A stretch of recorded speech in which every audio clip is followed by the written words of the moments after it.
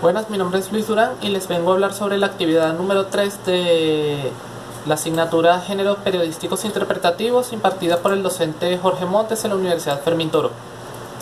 En ella se nos mandó a elegir un tema, investigarlo y hacerle un correspondiente informe y el presente video.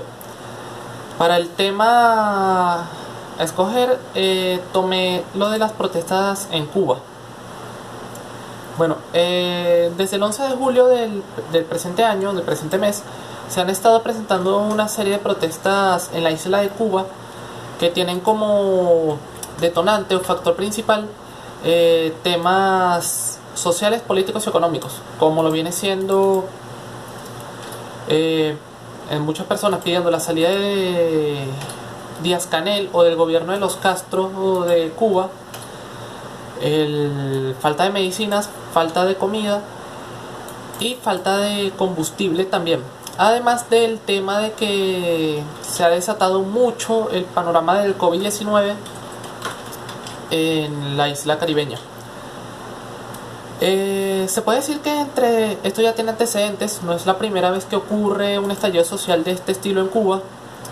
En el año 94 ya había ocurrido y eso también tuvo una cola anterior, ya que históricamente los cubanos, después del embargo, del bloqueo, ellos buscaron un socio económico como lo venía haciendo la Unión Soviética, que le proveían de todos los rubros ya comentados. Cuando cae la Unión Soviética en los años 90 se vio una de las peores crisis en la isla, ya que todos esos suministros se vieron mermados fuertemente. La inflación aumentó, entonces se desataron varios estallidos sociales, siendo más fuerte el maleconazo ocurrido el 5 de agosto del año 94. En ella hubo unos cuantos detenidos, pero no hubo víctimas mortales. Sin embargo, eso se consideró como la mayor explotación o el mayor estallido social presentado en Cuba desde la misma revolución cubana.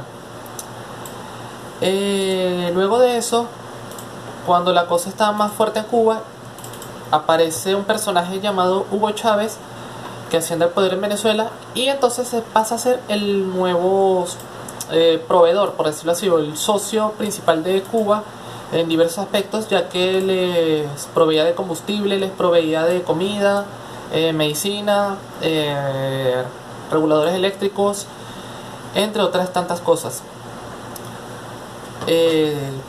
Fallece Hugo Chávez, empieza la crisis en Venezuela, entonces se vuelve como que a disparar la situación tensa en Cuba. Aparece un personaje también como Barack Obama, que relaja las sanciones que Cuba tenía aplicada y se ve un crecimiento en la isla en ese periodo de tiempo. Llega el año 2020, Donald Trump endurece nuevamente las sanciones hasta que caiga el gobierno de Cuba, por decirlo así. Entonces el progreso que había tenido Cuba se ve mermado y retrocede de nuevo. O sea, hay una recesión económica muy fuerte ahí. Por si fuera poco, de ahí cae también el tema de la pandemia, el COVID-19, que como se sabe en gran parte del mundo contribuyó fue a que hubiera más desempleo, más escasez, que las economías mundiales y globales cayeran de una manera muy ruda, complicando mucho más el panorama de Cuba. Y bueno, todo converge ya en el 2021, todos estos factores que es como que se unen y explotan en una manera más drástica y más explosiva. También por el hecho de que el internet en Cuba es muy restringido y no se sabe realmente cuáles son las cifras o cuál es la situación real en cuanto al tema de la pandemia allá, aparte de la falla de medicamentos, y que los apagones se están también volviendo más frecuentes y más extensos en cuanto a duración en comparación a tiempos anteriores. Bueno, se puede decir también que las causas ya fueron mencionadas también en este punto. La escasez de todos esos alimentos, de todos esos rubros, incluso del combustible, es como que logran que la cosa se ponga mucho peor, porque son muchos factores en contra, que le juegan en contra tanto al gobierno como al pueblo. Obviamente el pueblo cubano, que ya ha tenido muchas limitaciones, se ve como que más golpeado específicamente en la parte del bolsillo. Entonces de alguna manera es como que buscan salir a protestar. Sin embargo, también ahí es donde aplican cómo se interpreta la noticia para cada quien, porque el gobierno cubano comenzó a decir también que esto es culpa o parte de un bloqueo de una nueva estrategia de Estados Unidos, mientras que el gobierno de Estados Unidos y gran parte de los gobiernos del mundo se enfocan ya en señalar que eso es consecuencia de las mismas políticas del gobierno cubano, que si bien ya no los Castro no lo presiden, sí sigue manteniendo su influencia en ese aspecto.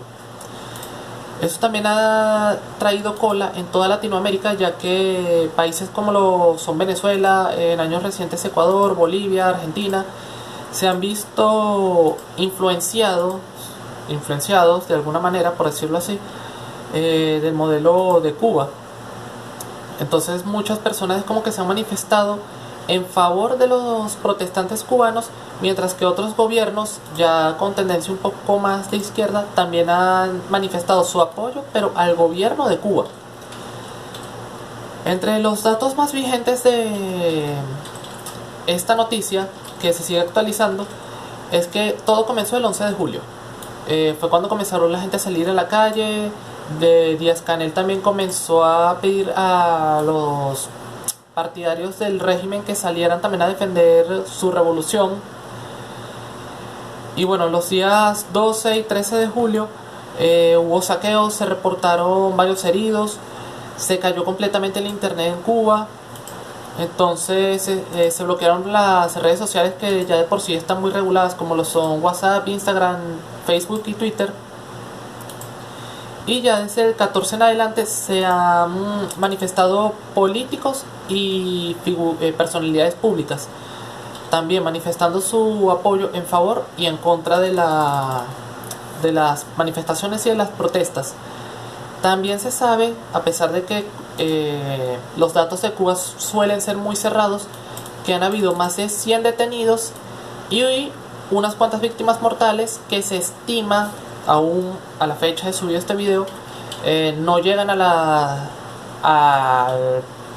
las 10 personas, pero sí se anda manejando la cifra que van entre 5 a 7 decesos. Bueno, este ha sido mi aporte, espero que haya servido.